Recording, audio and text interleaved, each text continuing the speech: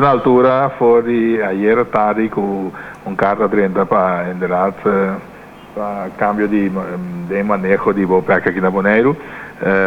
Também nós na altura de situação que o trabalhador não pode trabalhar de quadro aí, lo que nós como governo e minha pessoa como responsável está atender e preocupar com é que nós podemos garantizar suministro de combustível para controle global, para produção de corrente e água. E de quadro aí, me estava em contato com todas as partes estão aqui com o controle global mesmo, que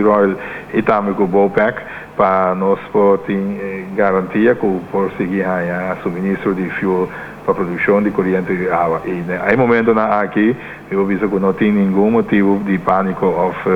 que eu vejo que a situação está que nós temos que atender mais duro, pero essa aí nós estamos seguindo a situação de cerca para mirar que se acaso mesmo nós temos que atender para garantizar o suministro de fuel.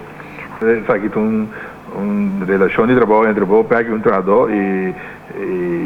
como governo de Bonaire e responsável nós não prometemos aqui simplesmente repetir que nossa única preocupação é que nós temos a garantia de suministro de fuel para controle global. Para o que trata a situação na BOPEC, me quer ter discussão e também negociação andando por aqui entre outros sindicatos e partidos estão sentados na mesa para chegar a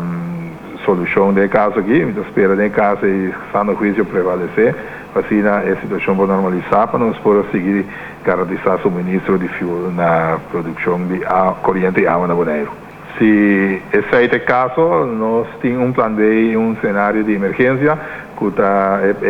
o grupo de combustível está trabalhando arriba, que está quedando claro. Por lo pronto, tem suficiente combustível na Bonaire que pode suministrar para a produção de água e corrente arriba na controle global. E, nesse sentido, nosso foco arriba é aí, mientras tanto, o plano B, de maneira que você mencionou, também está quedando claro. Doc, por quanto tempo tem garantia de combustível? Em todo caso, até que março, abril, e depender de licença que nós estamos buscando aqui para uma prolongação de licença com o Estado americano para nós seguir tomar combustível na BOPEC, depender disso aí, alarguei com o mesmo período que nós fazemos licença.